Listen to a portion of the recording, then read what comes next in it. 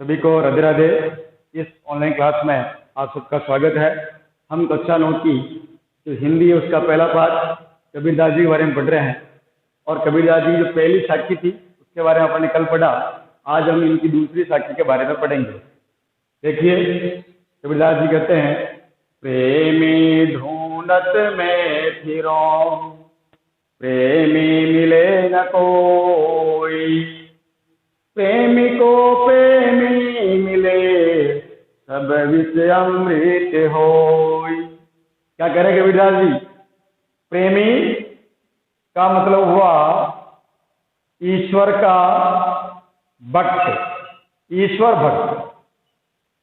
ढूंढत, ढूंढना, ढूंढत, ढूंढत, ढूंढना में फिरों, फिरों का मतलब घूमना या फिरना।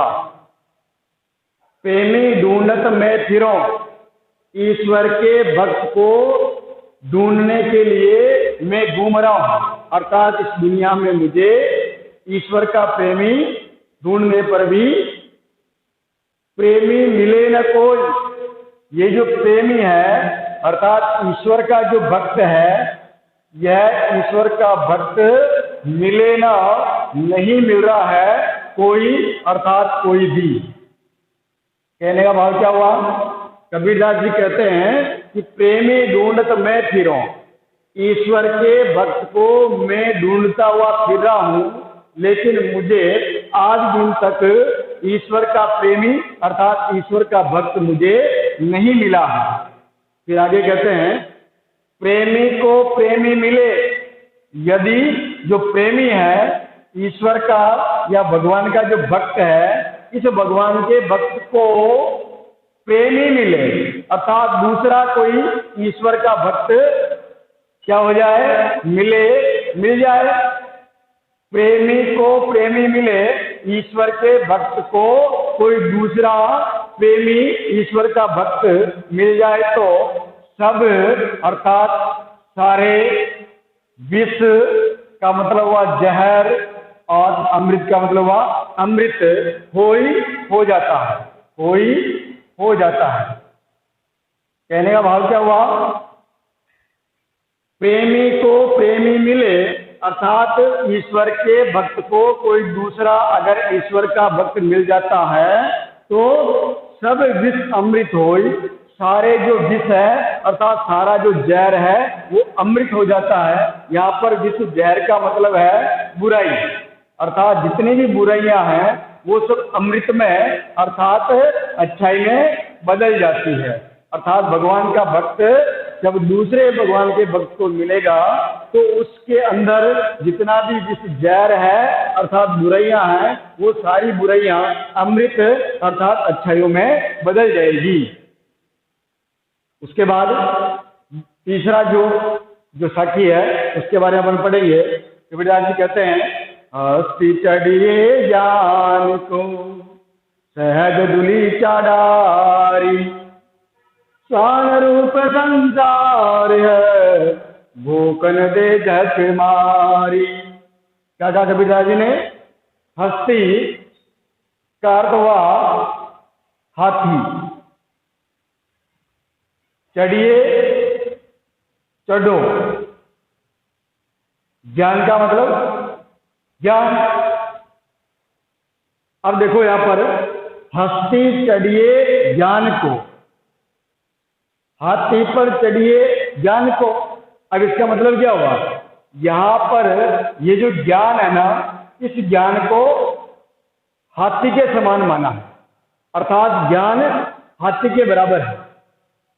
अब हस्ती चढ़िए ज्ञान को अर्थात इस ज्ञान रूपी हाथी पर चढ़ाई करिए।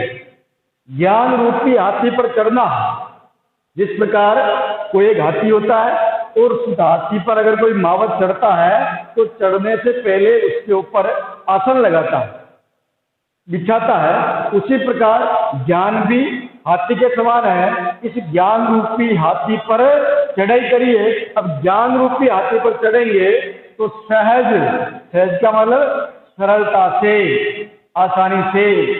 दुलीचा, दुलीचा का अर्थ होता है आसन, अर्थात दुलीचा आसन डारी डालो। डारी का अर्थ क्या हुआ? डालो।